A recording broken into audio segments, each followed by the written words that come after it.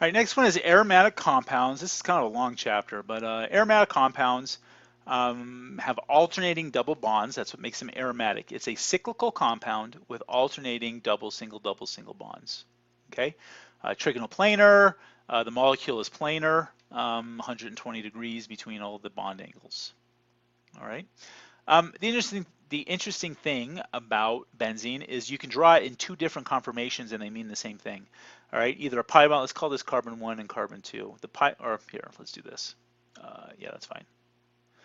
Well, let's do it here. Carbon 1 and carbon 2. Carbon 1 and 2 here do not have a double bond, but if you kind of shift around, if you put the double bond there, double bond there, double bond there, you get this molecule. This is carbon 1 and carbon 2.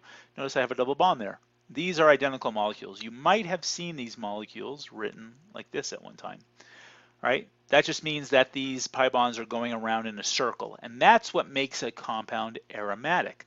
When the electrons go all the way around, they can keep going. It's these pi bonds, okay? Again, pi bonds, electrons. Remember I told you, anytime you have an alternating double, single bond, it's called a conjugated system, and electrons can travel through this. Well, in this case, the electrons are going in a circle. When they go in a circle like this, it's called aromatic. All right, and it's something called resonance structures. We're not going to talk too much about this. Okay, so there you go, the one with the circle in it. All right. So in this hybrid structure, all three electron pairs in the double bond is delocalized. That means that the electrons are spinning around and around and around. There's remember, there's two electrons in this bond, two here and two here in these bonds here. Obviously, there's four total, but this bond has two electrons and then this bond has two. We're just talking about these bonds in the middle of the aromatic ring. So these 8 electrons, that's where they get this 8. Did they say 8? Or all three electron pairs, okay? I'm sorry, 6 electrons. All right, and this causes these compounds to be very stable. All right, electrons do not want to break up.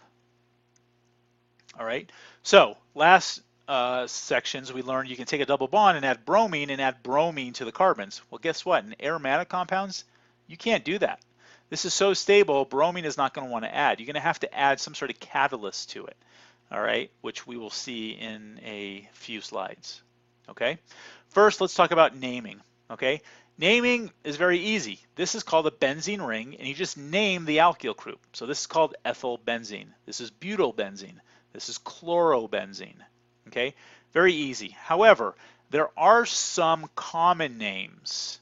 Okay, there are some common names, and these three I kind of want you to know. This is toluene. You might think that is a very bizarre name, and you are correct. I don't know where it comes from, why it's called toluene, but toluene is methylbenzene. Okay, phenol is an OH group attached to an aromatic ring, and aniline is an NH2 attached to an aromatic ring. Okay, so what happens if you have a di-substituted compound? Well, you need to tell the reader what position that these are at. Are they at the 1, 2? This is 1, 2. Are they at the 1, 3? Or are they at the 1, 4?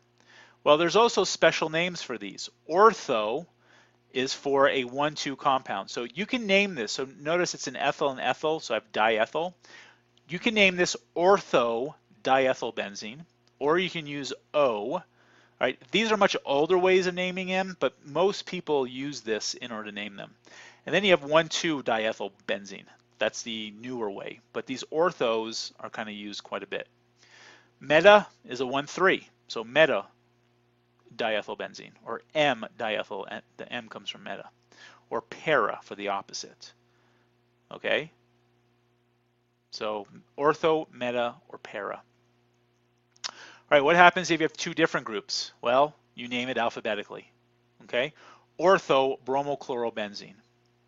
Meta ethylfluorobenzene. Right? This is ortho, because remember it's at the 1 and the 2 position. That's ortho. Meta is 1, 3. And what was 1, 4? What 1, 4 was? That's para. Para. All right, now if you have one of those 3 common name ones, okay, the root is that name. So you could call this, all right, para-bromomethylbenzene. Para-bromomethylbenzene. However, you don't. You call it para-bromotoluene because this is a toluene group.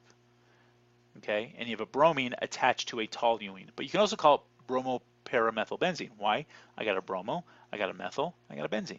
Okay. However, if you can name it a common name, that's the more preferred way of doing it. Okay. In this case, I have a phenol. So orthochlorophenol, because it's at the 1,2 position. Ortho or O-chlorophenol.